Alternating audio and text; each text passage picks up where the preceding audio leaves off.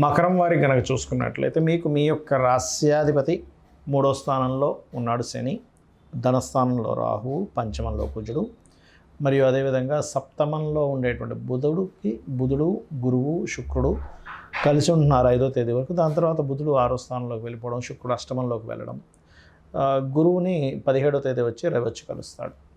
ఇక 12 రాసులో కూడా చంద్రుడి సంచారం జరుగుతుంది.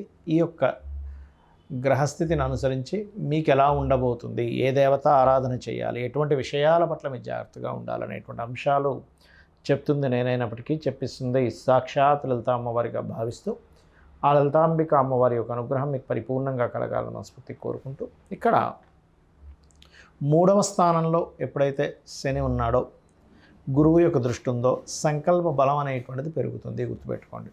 అయితే మీరు ఈ ధనస్థానంలో రాహు ఉన్నందుకు దుర్గానామాన్ని ఎక్కువగా స్మరించండి. ఎంత మీరు దుర్గాదేవి యొక్క ఆరాధన, దుర్గానామాన్ని ఎంత స్మరిస్తారో అంత బాగుంటుంది మీకు. అంటే ఫైనాన్షియల్ గ్రోత్ ఉంటుంది. అదేవిధంగా కాస్త సంతానం విషయంలోని, షేర్ మార్కెట్ విషయంలోని, స్నేహితుల విషయంలోని, ప్రేమ వ్యవహారాలకు సంబంధించిన విషయంలోని కొంచెం స్ట్రెస్ అది ఉంటుంది. తాతగారి విషయంలోని అయితే 6వ స్థానంలో రవి ఉన్నందుకు మీకు గవర్నమెంట్ జాబ్స్ కోసం చేసేటువంటి ప్రయత్నాలు ఫలిస్తాయి 17వ తేదీ వరకు. మరియు మీ యొక్క జీవిత భాగస్వామికి 17వ తేదీ నుంచి రవి ఎప్పుడైతే సప్తమంలోకి వస్తాడో, మీ యొక్క జీవిత భాగస్వామి ఏదైనా గవర్నమెంట్ సంబంధించిన ఉద్యోగ ప్రయత్నాలు, ప్రమోషన్స్ కోసం చేసే ప్రయత్నాలు ఫలిస్తాయి. అయితే మీకు ఎప్పుడైతే శుక్రుడు దశమాధిపతి కేతువుతో అష్టమంలో ఉంటున్నాడో, అష్టమం అనేటువంటిది ప్రధానంగా ఇక్కడ తాతగారి ఆస్తి సంబంధించినటువంటి విషయం కాబట్టి తాతగారి ప్రాపర్టీ విషయంలోని, ఇన్సూరెన్సెస్ సంబంధించినటువంటి అంశాలలోని, ఉద్యోగ వ్యవహారాలకు సంబంధించిన విషయంలో ఆకస్మికంగా కొన్ని నిర్ణయాలు తీసుకుంటూ ఉంటారు. ఇటువంటి నిర్ణయాలు ఎట్టి పరిస్థితుల్లో తీసుకోకండి.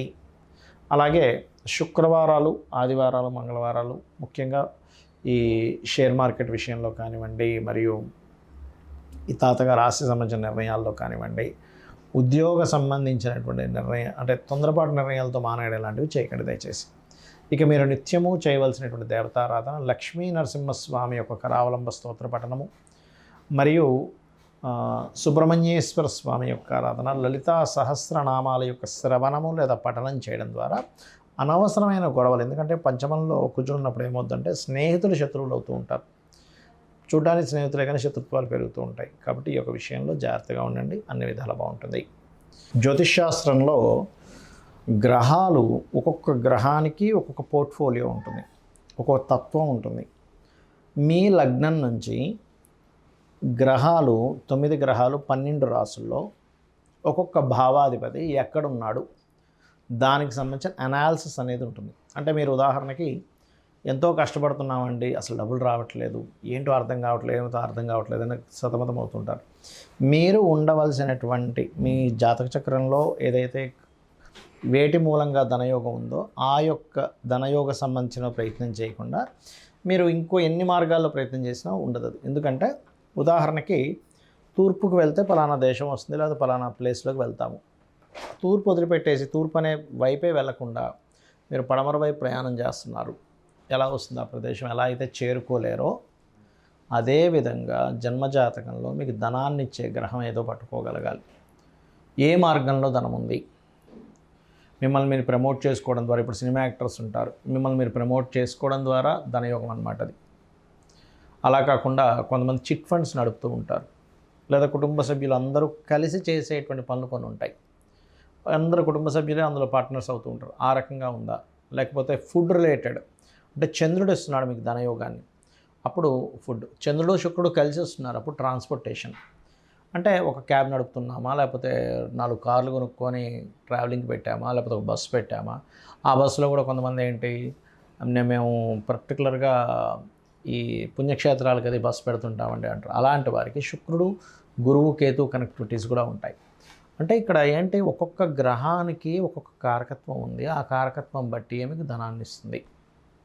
ఆ యోగం ఉంది మీకు పలానా బ్యాంకులో అకౌంట్ ఉన్నప్పుడు, పలానా చెక్ బుక్ ఉన్నప్పుడు ఆ చెక్ బుక్ ఆ బ్యాంకులోనే ఎలా చెల్లుతుందో మీకున్నటువంటి యోగము వలన ఎందులో అయితే యోగం ఉందో అందులోనే వస్తుంది. మరి మీరు అనొచ్చు ఏమండి, కొంతమందికి రకరకాల మార్గాల్లో వస్తుంది అంటే మల్టిపుల్ ధనయోగం అంటారు దాన్ని. అంటే మీ ధనాధిపతి ద్విస్వభావ రాశుల్లో ఉండడం, రకరకాల గ్రహాలతో కలిసి ఉండడం వల్ల మల్టిపుల్ ధనయోగం ఉంటుంది. కొంతమందికి 1, 2 వాటిలోనే డబ్బులు వస్తాయి. కొంతమందికి ఒక 50 సక్సెస్ అయినా 51 దగ్గర ఇబ్బంది పడతారు. ఎందుకంటే ఆ మాటి మూలంగా ధనయోగం లేదు. మరియు ఆ సమయంలో పర్టికులర్గా ఆ యొక్క వ్యాపారాలు చేయడం మూలంగా వాళ్ళకి ధనహీనత యోగం ఏర్పడింది. దానివల్ల ఇబ్బంది పడడం ఇవన్నీ కూడా ఉంటాయి.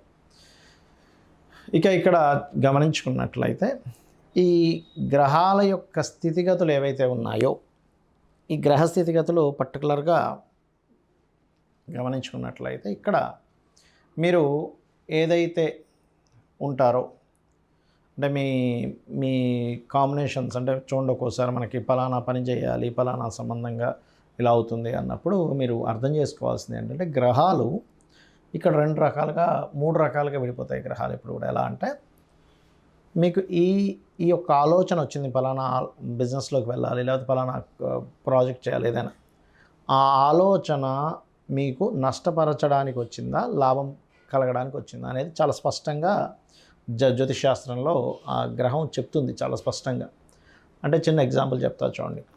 ఒక వ్యక్తి ట్రాన్స్పోర్టేషన్ పెడదాం అనుకున్నాడు. శుక్రుడు అంతర్దశ, శుక్రుడు మహాదశ. అవునండి, శుక్రుడు కాబట్టి వాహనాలు కాబట్టి నాకు ఆలోచన వచ్చింది, నేను సక్సెస్ అయిపోతానా? కాదు. ఆ శుక్రుడు ఎలా ఉన్నాడు కండిషన్, శుక్రుడి యొక్క కండిషన్ బాగుందనుకోండి, నిజంగానే మీకు అందులో లక్షలు కోట్లు సంపాదిస్తారు. అదే శుక్రుడు కండిషన్ బాగోకపోతే ఆలోచన ఇస్తాడు కానీ నష్టాన్ని ఇస్తాడు. ఇది పట్టుకోగలగాలి. ఎలా అంటే మనకు ఒక ఫ్రెండ్ ఎవరో పరిచయం అయ్యారు. పరిచయం అయినప్పుడు పలానా వ్యక్తి పరిచయం అయ్యాడండి, ఆయన చాలా పెద్ద బిజినెస్ మ్యాన్ అది ఇది అనుకుంటున్నాం. ఆయన దానిలో షేర్ కూడా కలవమంటున్నాడు. కానీ ఆయన ఆలోచన ఏంటి, మిమ్మల్ని షేర్ కలుపుకొని మిమ్మల్ని ముంచాలని ఆయన ఆలోచన. అతని ఇంటెన్షన్ అది అయినప్పుడు మీరు వెళ్ళడం వల్ల ఏంటి, నష్టం వస్తుందా లాభం వస్తుందా? నష్టమే కలుగుతుంది. ఎందుకంటే తీసేసుకొని తర్వాత అది నష్టం వచ్చింది, నష్టం వచ్చిందని మిమ్మల్ని ఇబ్బంది పెడతాడు. అలా మీకు నడిచేటువంటి మహాదశలు, అంతర్దశలు, గోచారం అంటే ఎంతసేపు వెళ్ళాల్సిన ఒకటే కాదు, ప్రతి గ్రహము అంటే నవగ్రహాల్లో ప్రతి గ్రహము యొక్క కదలిక ఈ గోచారాన్ని రూల్ చేస్తూ ఉంటుంది. అంటే ఇప్పుడు మనం చెప్పుకుంటున్నాం, మేషం నుంచి ఈ గ్రహాలు ఇక్కడ ఉన్నాయి, వృషభం నుంచి ఈ గ్రహాలు ఇక్కడ ఉన్నాయి. ఆ గ్రహం యొక్క ఎనర్జీ ఎలా ఉంది, ఆ ఎనర్జీ వల్ల మీకు ఎటువంటి ఫలితాలు వస్తున్నాయి అనేటువంటిది గోచారం రూల్ చేస్తూ ఉంటుంది. గోచారం మీకు చూపిస్తూ ఉంటుంది. అందుకే మనం ఈ గోచార ఫలితాలు చెప్పుకుంటున్నాం. అంటే కాలము ఇలా ఉంది, ఇలా కాలం ఉంది కాబట్టి నువ్వు ఇలా ముందుకు వెళ్తూ ఉండు. కాలంలో ఇలా ఉన్నాయి పరిస్థితులు, నీకు ధనపరంగా ఇలా ఉన్నాయి, కుటుంబపరంగా ఇలా ఉంది, గృహపరంగా ఇలా ఉంది, ఉద్యోగపరంగా ఇలా ఉంది అనేటువంటి చెప్పేదే గోచార ఫలితాలు.